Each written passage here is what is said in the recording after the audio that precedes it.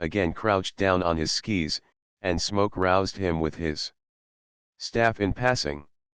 "Now we must stop," Labasque whispered painfully, "or we will die." "We must cover up," so the old men said. She did not delay to untie knots, but began cutting her pack lashings. Smoke cut his, and, with a last look at the fiery death mist and the mockery of suns, they covered themselves over with the sleeping furs and crouched in each other's arms. They felt a body stumble over them and fall, then heard feeble whimpering and blaspheming drowned in a violent coughing fit, and knew it was McCann who huddled against them as he wrapped his robe about him. Their own lung strangling began, and they were racked and torn by a dry cough, spasmodic and uncontrollable. Smoke noted his temperature rising in a fever, and Labasque suffered similarly. Hour after hour the coughing spells increased in frequency and violence, and not till late afternoon was the worst reached. After that the men came slowly, and between spells they dozed in exhaustion.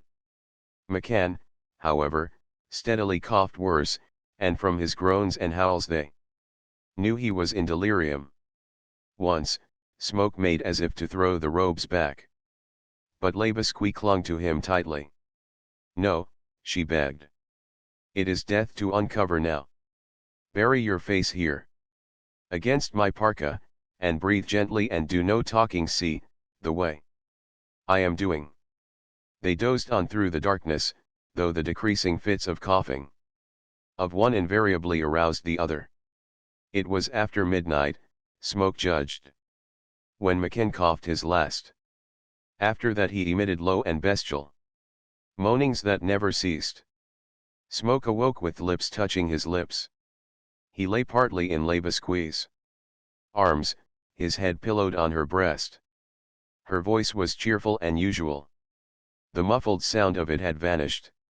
"It is day," she said, lifting the edge of the robes a trifle. "See, oh my lover.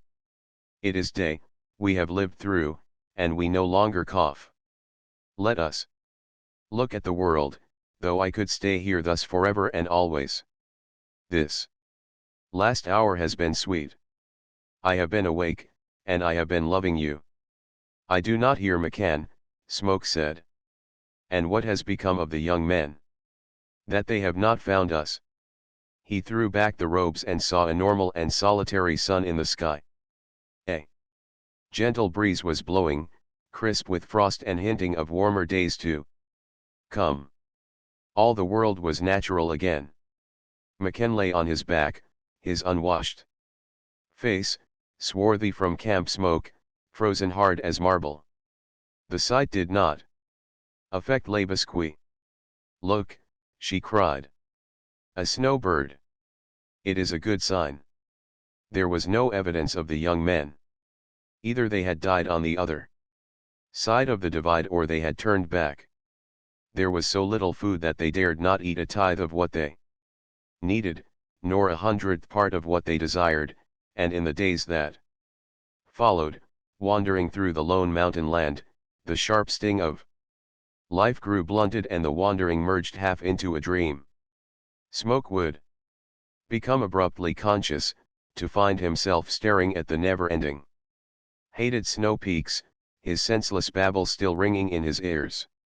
And the next he would know, after seeming centuries, was that again he was roused to the sound of his own maunderings.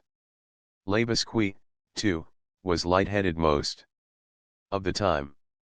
In the main their efforts were unreasoned, automatic. And ever they worked toward the west, and ever they were baffled and thrust north or south by snow peaks and impassable ranges. "There is no way south," Labasque said. "The old men know. West, only. West, is the way." The young men no longer pursued, but famine crowded on the trail. Came a day when it turned cold, and a thick snow, that was not snow but frost crystals of the size of grains of sand, began to fall. All day and night it fell, and for 3 days and nights it continued to fall. It was impossible to travel until it crusted under the spring sun, so they lay in their furs and rested, and ate less because they rested. So small was the ration they permitted that it gave no appeasement to the hunger pang that was much of the stomach, but more of the brain. And Labasque, delirious, maddened by the taste of her tiny portion, sobbing and mumbling, yelping sharp little animal cries of joy, fell upon the next day's portion and crammed it into her mouth. Then it was given to Smoke to see a wonderful thing. The food between her teeth roused her to consciousness. She spat it out, and with a great anger, struck herself with her clenched fist on the offending mouth. It was given to Smoke to see many wonderful things in the days yet to come. After the long snowfall came on a great wind that drove the dry and tiny frost particles as sand is driven in a sandstorm. All through the night the sand frost drove by, and in the full light of a clear and wind-blown day, Smoke looked with swimming eyes and reeling brain upon what he took to be the vision of a dream. All about towered great peaks, and small, lone sentinels and groups and councils of mighty titans. And from the tip of every peak, swaying, undulating, flaring out broadly against the azure sky, streamed gigantic snow banners, miles in length, milky and nebulous, ever waving lights and shadows and flashing silver from the sun. Mine eyes have seen the glory of the coming of the Lord, Smoke chanted, as he gazed upon these dusts of snow wind driven into sky scarves of shimmering silken light. And still he gazed, and still the bannered peaks did not vanish, and still he considered that he dreamed, until Labasque sat up among the firs. I dream, Labasque, he said. Look. Do you, too, dream within my dream? It is no dream, she replied. This have the old men told me. And after this will blow the warm winds, and we shall live and win west. Smoke shot a snowbird, and they divided it. Once, in a valley where willows budded standing in the snow, he shot a snowshoe rabbit. Another time he got a lean, white weasel.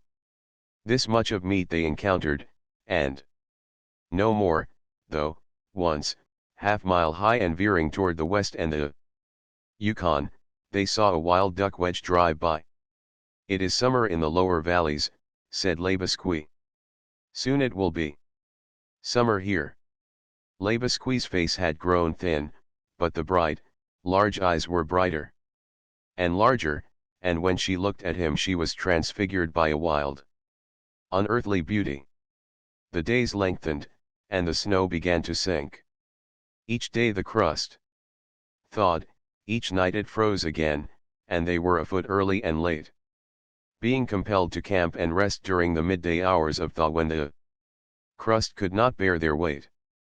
When Smoke grew snow-blind, Labasque towed him on a thong tied to her waist. And when she was so blinded, she towed behind a thong to his waist. And starving, in a deeper dream, they struggled on through an awakening land bare of any life save their own.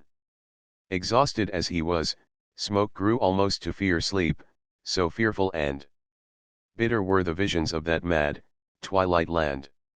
Always were they of food, and always was the food, at his lips, snatched away by the malign deviser of dreams.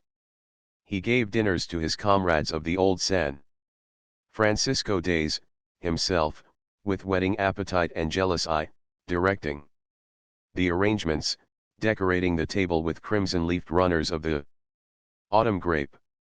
The guests were dilatory, and while he greeted them and all sparkled with their latest cleverness, he was frantic with desire for the table. He stole to it, unobserved, and clutched a handful of black ripe olives, and turned to meet still another guest. And others surrounded him. And the laugh and play of wit went on, while all the time, hidden in his Closed hand, was this madness of ripe olives. He gave many such dinners, all with the same empty ending.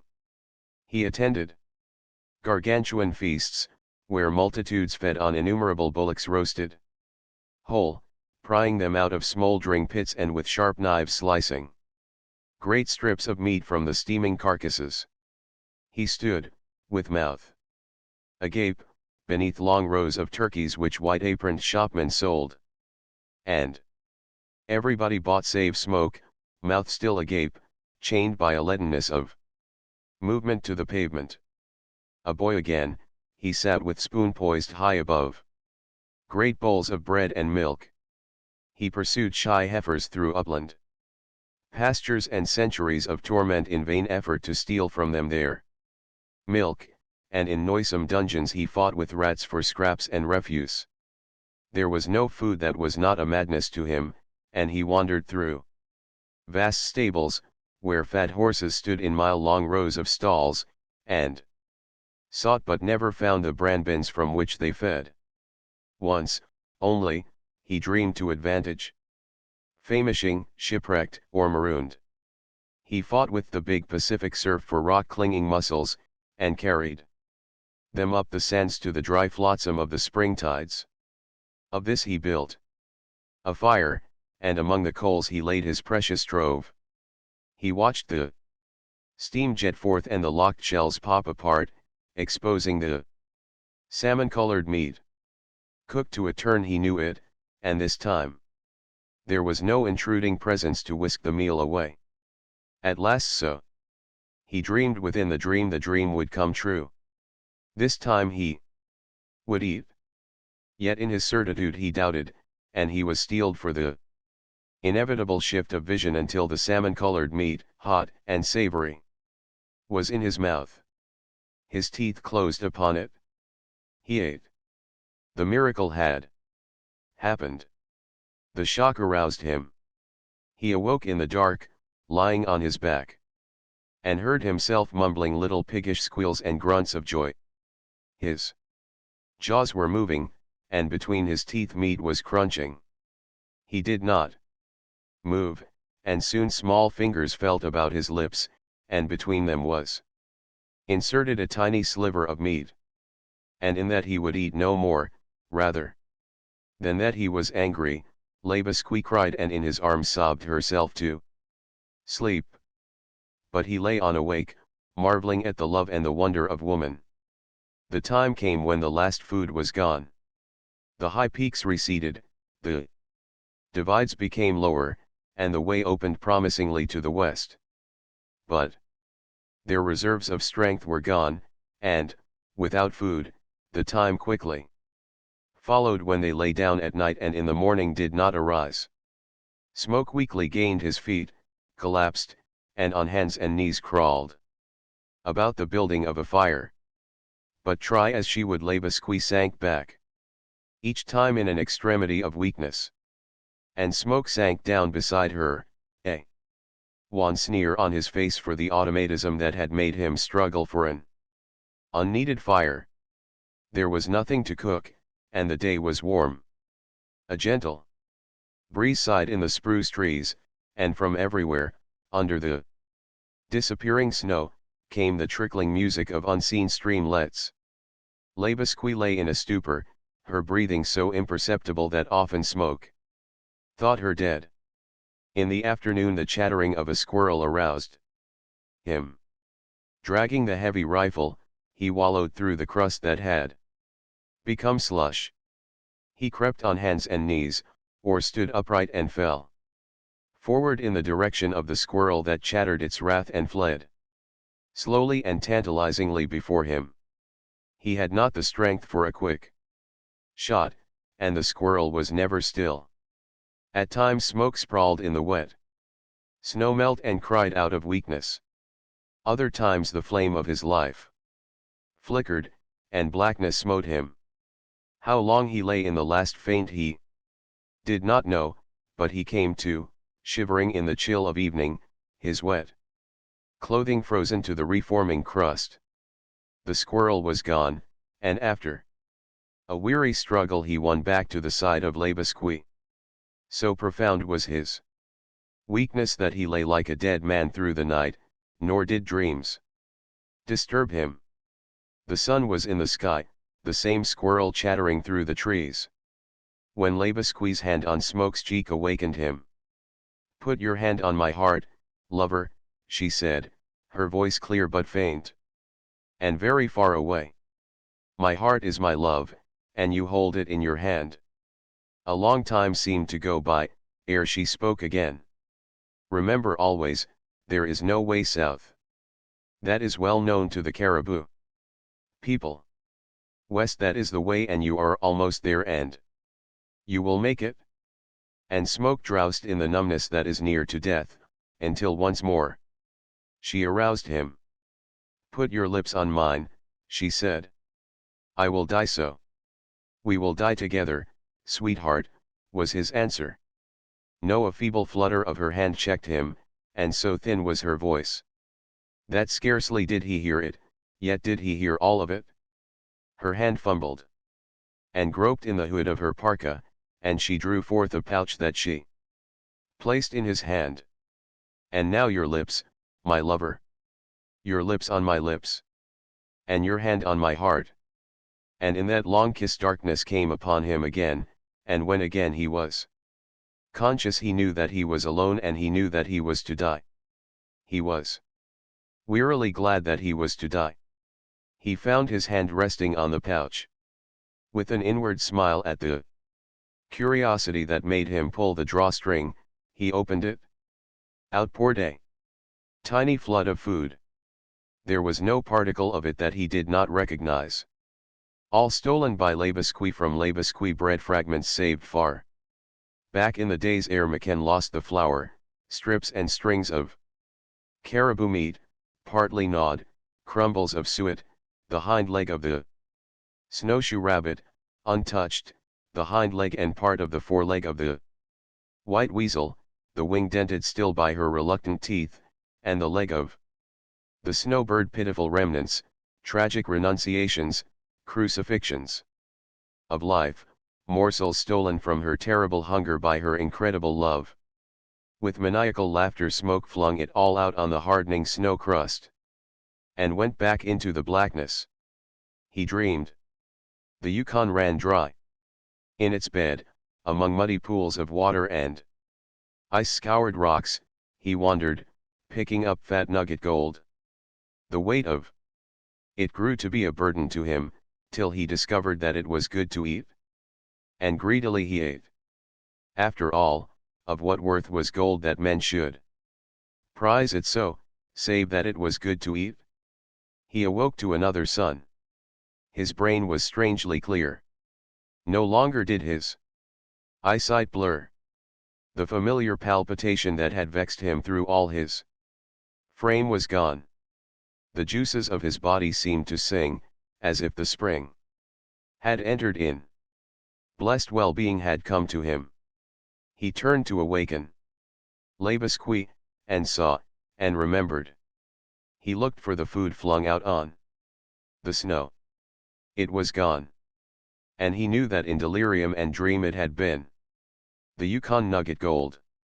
In delirium and dream he had taken heart of life from the life sacrifice of Labasque, who had put her heart in his hand, and opened his eyes to woman and wonder.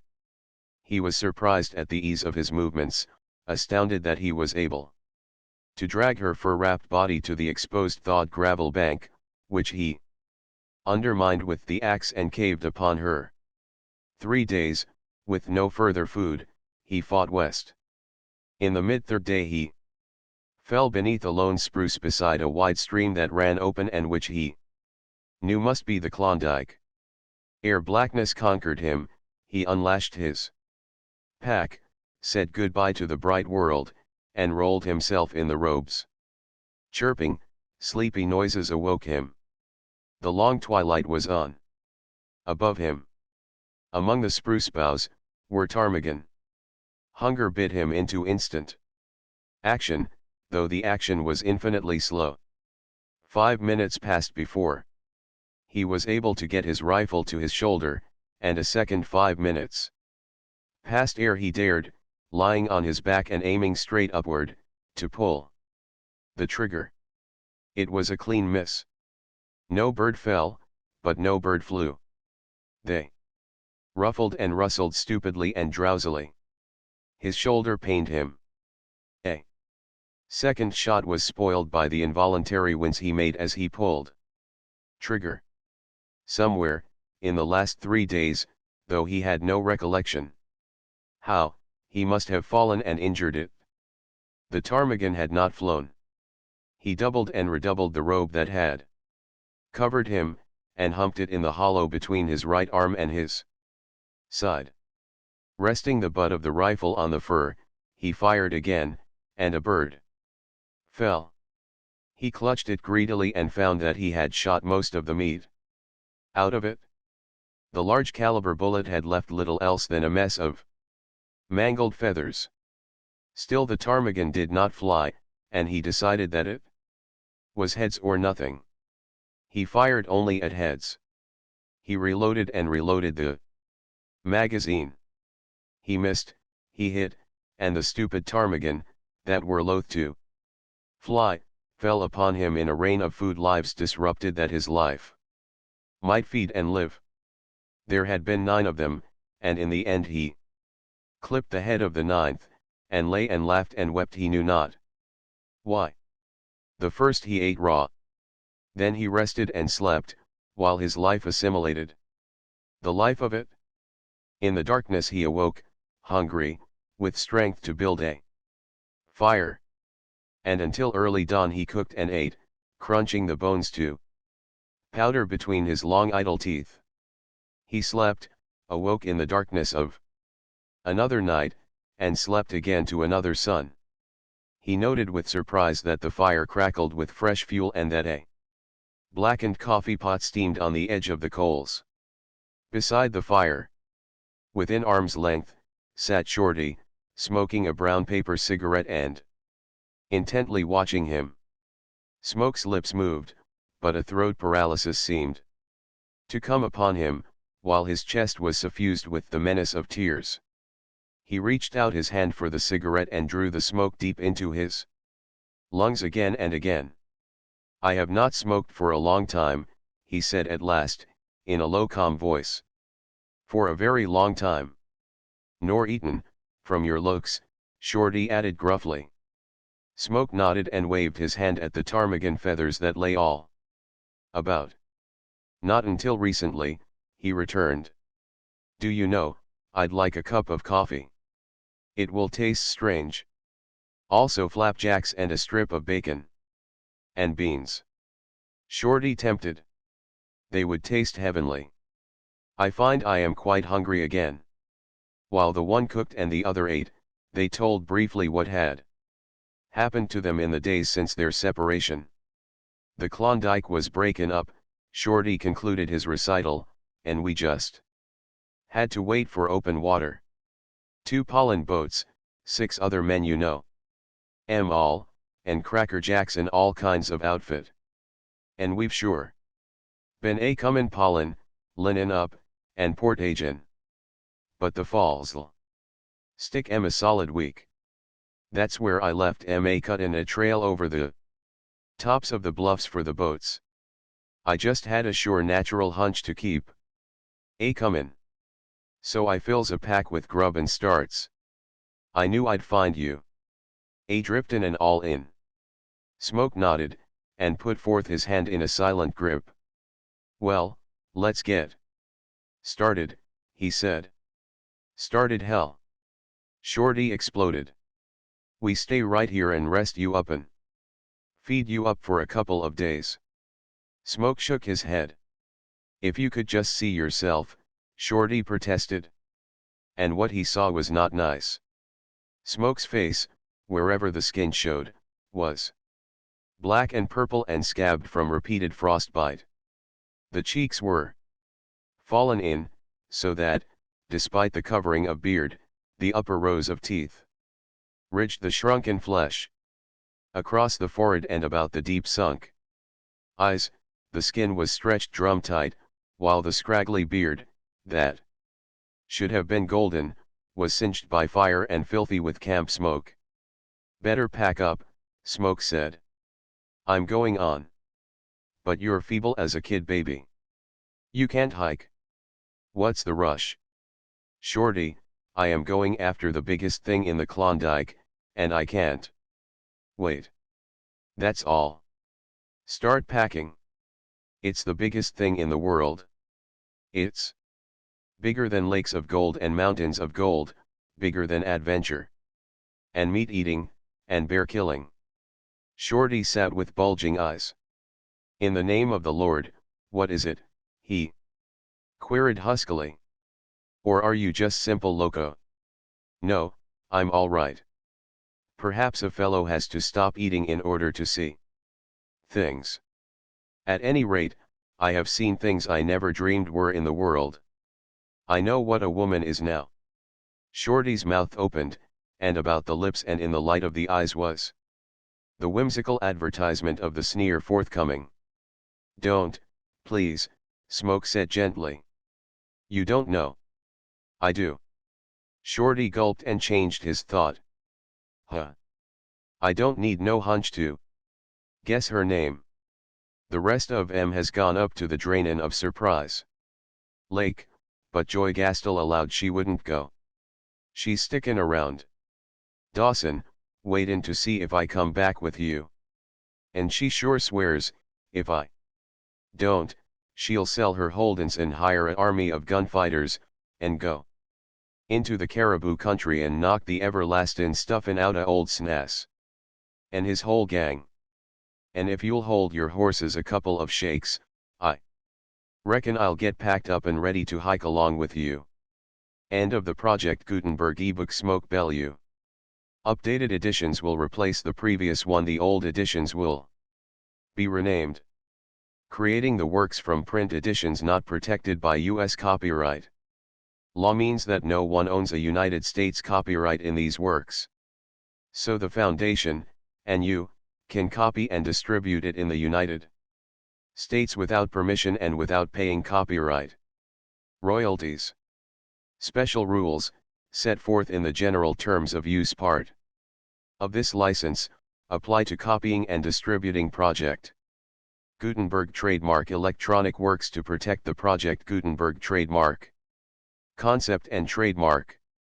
Project Gutenberg is a registered trademark and may not be used if you charge for an ebook, except by following the terms of the trademark license, including paying royalties for use of the Project Gutenberg trademark. If you do not charge anything for copies of this ebook, complying with the trademark license is very easy. You may use this ebook for nearly any purpose, such as creation of derivative works, reports, performances, and research. Project Gutenberg ebooks may be modified and printed and given away. You may do practically anything in the United States with ebooks not protected by U.S. copyright law. Redistribution is subject to the trademark license, especially commercial redistribution. Start, full license. The full Project Gutenberg license.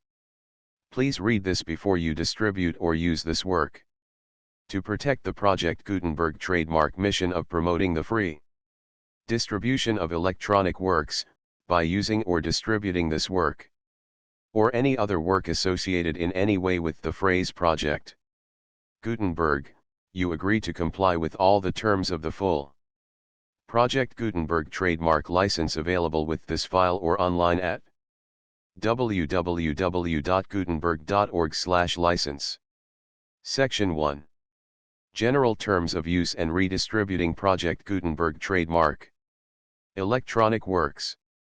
1.a. By reading or using any part of this Project Gutenberg trademark electronic work, you indicate that you have read, understand, agree to, and accept all the terms of this license and intellectual property trademark/copyright agreement. If you do not agree to abide by all the terms of this agreement, you must cease using and return or destroy all copies of Project Gutenberg trademark electronic works in your Possession. If you paid a fee for obtaining a copy of or access to a Project Gutenberg trademark electronic work and you do not agree to be bound by the terms of this agreement, you may obtain a refund from the person or entity to whom you paid the fee as set forth in paragraph 1.e.8. 1.b Project Gutenberg is a registered trademark.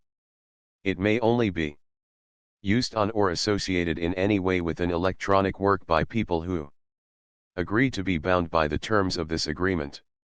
There are a few things that you can do with most Project Gutenberg trademark electronic works, even without complying with the full terms of this agreement. See paragraph 1.c below.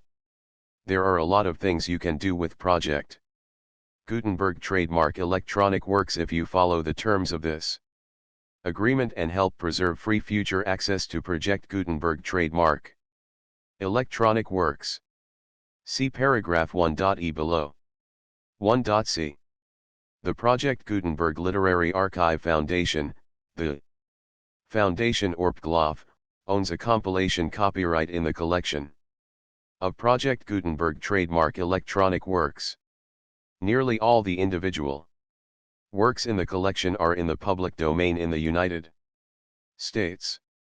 If an individual work is unprotected by copyright law in the United States and you are located in the United States, we do not claim a right to prevent you from copying, distributing, performing, displaying or creating derivative works based on the work as long as all references to Project Gutenberg are removed. Of course, we hope that you will support the Project Gutenberg trademark mission of promoting free access to electronic works by freely sharing Project Gutenberg trademark works in compliance with the terms of this agreement for keeping the Project Gutenberg trademark name associated with the work.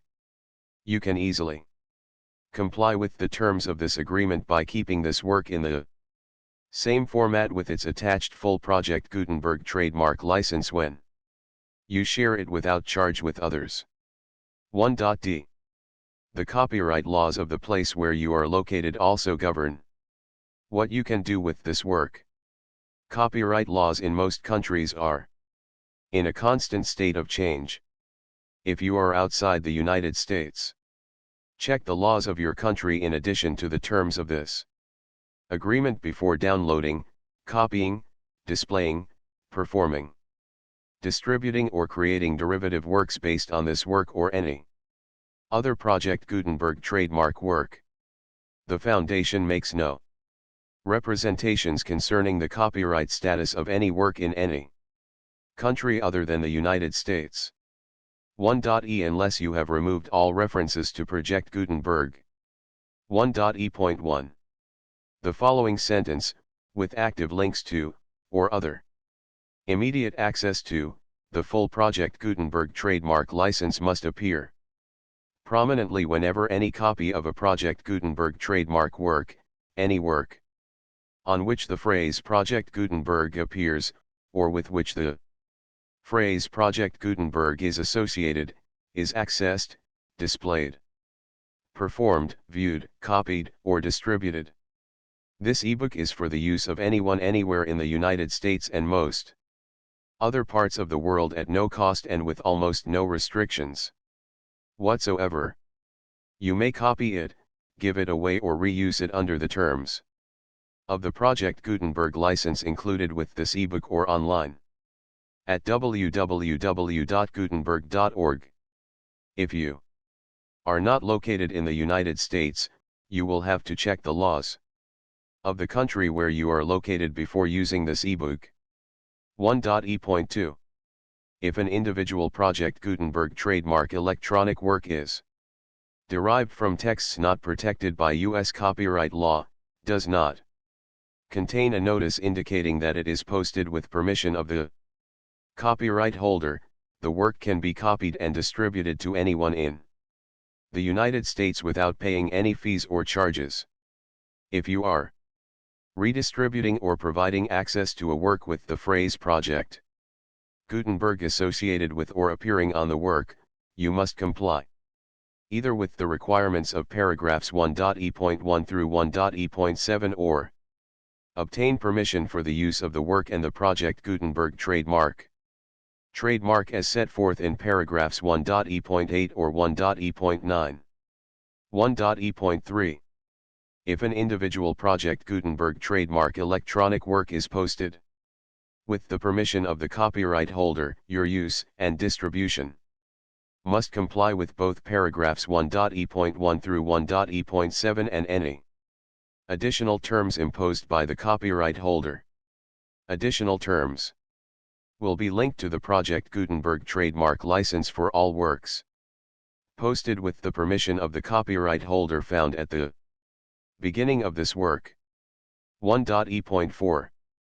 Do not unlink or detach or remove the full Project Gutenberg trademark license terms from this work, or any files containing a part of this work or any other work associated with Project Gutenberg trademark.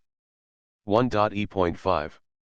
Do not copy, display, perform, distribute or redistribute this electronic work, or any part of this electronic work, without prominently displaying the sentence set forth in paragraph 1.e.1 with active links or immediate access to the full terms of the Project Gutenberg trademark license. 1.e.6. You may convert to and distribute this work in any binary, compressed, marked up, non-proprietary or proprietary form, including any word processing or hypertext form. However, if you provide access to or distribute copies of a Project Gutenberg trademark work in a format other than plain vanilla ASCII or other format used in the official version posted on the official Project Gutenberg trademark website, www.gutenberg.org, you must, at no additional cost, fee, or expense to the user, provide a copy, a means of exporting a copy, or a means of obtaining a copy upon request, of the work in its original plain vanilla ASCII or other form. Any alternate format must include the full Project Gutenberg trademark license as specified in paragraph 1.e.1. 1.e.7. Do not charge a fee for access to, viewing, displaying, performing, copying, or distributing any Project Gutenberg trademark works, unless you comply with paragraph 1.e.8 or 1.e.9. 1.e.8. You may charge a reasonable fee for copies of or providing access to or distributing Project Gutenberg trademark electronic works, provided that you pay a royalty fee of 20% of the gross profits you derive from the use of Project Gutenberg trademark works calculated using the method you already use to calculate your applicable taxes.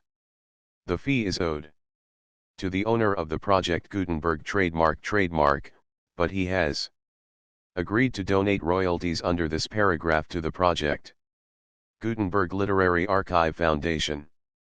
Royalty payments must be paid within 60 days following each date on which you prepare, or are legally required to prepare, your periodic tax returns.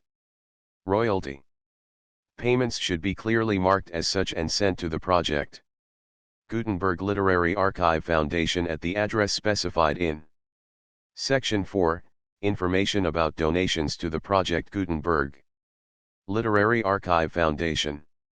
You provide a full refund of any money paid by a user who notifies you in writing, or by email, within 30 days of receipt that he does not agree to the terms of the full Project Gutenberg trademark license. You must require such a user to return or destroy all copies of the works possessed in a physical medium and discontinue all use of and all access to other copies of Project Gutenberg trademark works. You provide, in accordance with paragraph 1.f.3, a full refund of any money paid for a work or a replacement copy, if a defect in the electronic work is discovered and reported to you within 90 days of receipt of the work. You comply with all other terms of this agreement for free. Distribution of Project Gutenberg trademark works. 1.e.9. If you wish to charge a fee or distribute a project Gutenberg trademark electronic work or group of works on different terms than are set forth in this agreement, you must obtain permission in writing from the Project Gutenberg Literary Archive Foundation, the manager of the Project Gutenberg trademark. Contact the foundation as set forth in section 3 below. 1.f 1.f.1 Project Gutenberg volunteers and employees expend considerable effort to identify, do copyright research on, transcribe and proofread works not protected by U.S. copyright law in creating the Project Gutenberg trademark collection. Despite these efforts, Project Gutenberg trademark electronic works, and the medium on which they may be stored, may contain defects, such as, but not limited to, incomplete, inaccurate, or corrupt data, transcription errors, a copyright or other intellectual property infringement, a defective or damaged disk or other medium, a computer virus, or computer codes that damage or cannot be read by your equipment.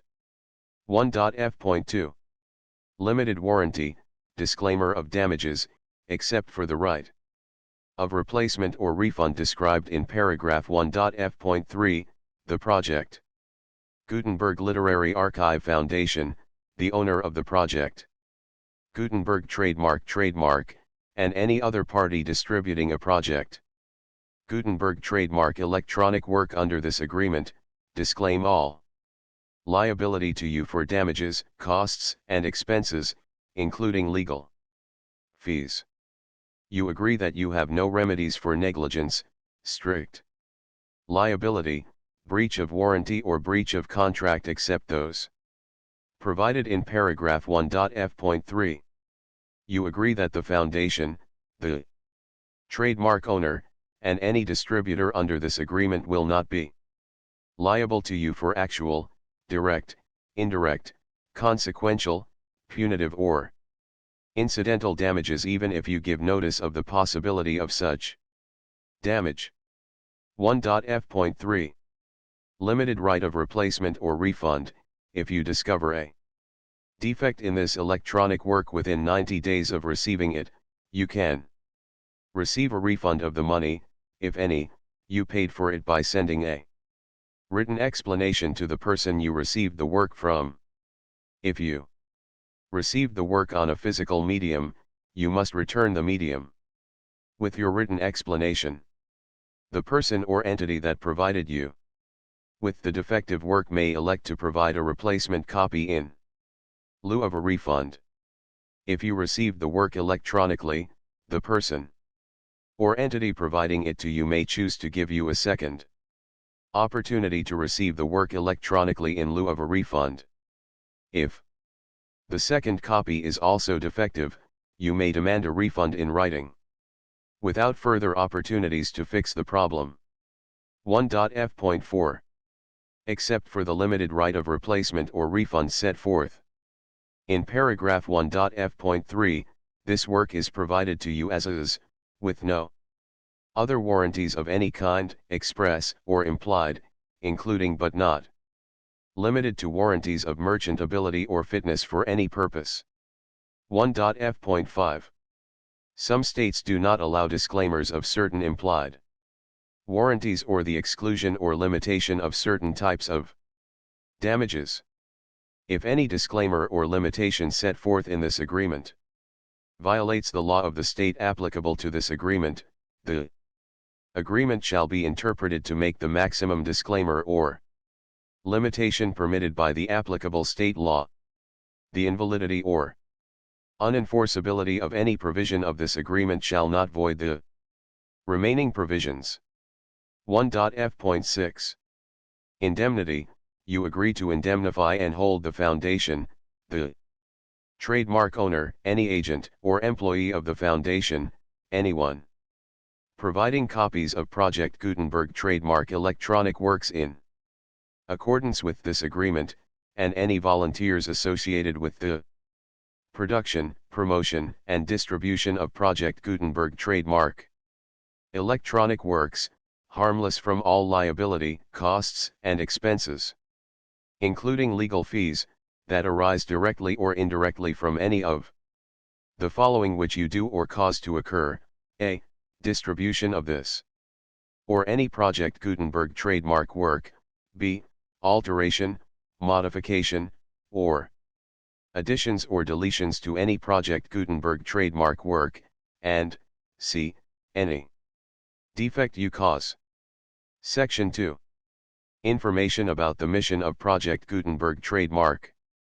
Project Gutenberg trademark is synonymous with the free distribution of electronic works in formats readable by the widest variety of computers, including obsolete, old, middle-aged, and new computers. It exists because of the efforts of hundreds of volunteers and donations from people in all walks of life. Volunteers and financial support to provide volunteers with the assistance they need are critical to reaching Project Gutenberg trademark's goals and ensuring that the Project Gutenberg trademark collection will remain freely available for generations to come. In 2001, the Project Gutenberg Literary Archive Foundation was created to provide a secure and permanent future for Project Gutenberg trademark and future generations. To learn more about the Project Gutenberg Literary Archive Foundation and how your efforts and donations can help, see Sections 3 and 4 and the Foundation information page at www.gutenberg.org. Section 3. Information about the Project Gutenberg Literary Archive Foundation. The Project Gutenberg Literary Archive Foundation is a non-profit 501(c)(3) educational corporation organized under the laws of the State of Mississippi and granted tax-exempt status by the Internal Revenue Service. The Foundation's IN or Federal Tax Identification number is 64-6221541. Contributions to the Project Gutenberg Literary Archive Foundation are tax-deductible to the full extent permitted by U.S. federal laws and your state's laws. The Foundation's business office is located at 809 North 1500 West, Salt Lake City, Utah 841-16801-596-1887. Email contact links and up-to-date contact information can be found at the Foundation's website and official page at www.gutenberg.org/contact. Section 4. Information about donations to the Project Gutenberg Literary Archive Foundation. Project Gutenberg trademark depends upon and cannot survive without widespread public support and donations to carry out its mission of increasing the number of public domain and licensed works that can be freely distributed in machine-readable form accessible by the widest array of equipment, including outdated equipment. Many small donations, $1 to $5,000, are particularly important to maintaining tax-exempt status with the IRS. The Foundation is committed to complying with the laws regulating charities and charitable donations in all 50 states of the United States. Compliance requirements are not uniform and it takes a considerable effort, much paperwork, and many fees to meet and keep up with these requirements. We do not solicit donations in locations where we have not received written confirmation of compliance. To send donations or determine the status of compliance for any particular state, visit www.gutenberg.org/donate. While we cannot and do not solicit contributions from states where we have not met the solicitation requirements, we know of no prohibition against accepting unsolicited donations from donors in such states who approach us with offers to donate. International donations are gratefully accepted, but we cannot make any statements concerning tax treatment of donations received from outside the United States. US laws alone swamp our small staff.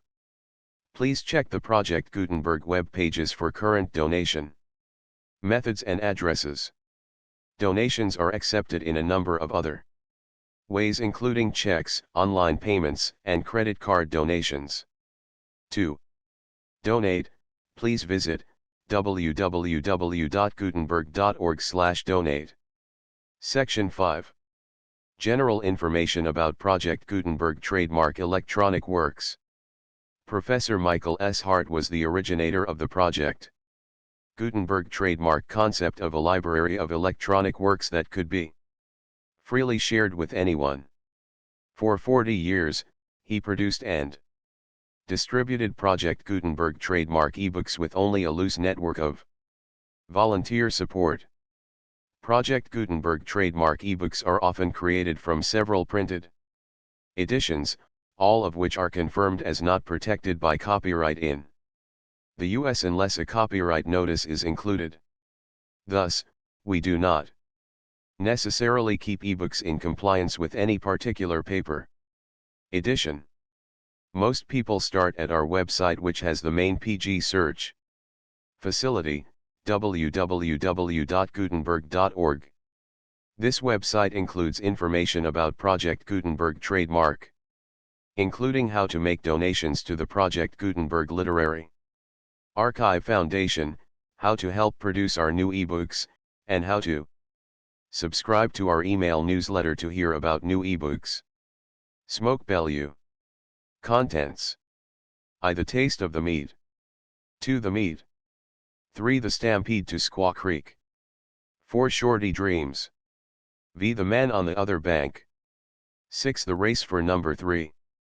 7. The little man. 8. The hanging of cultist George. 9. The mistake of creation. X. A flutter in eggs. 11. The town site of Trolley. 12. Wonder of woman. The full Project Gutenberg license.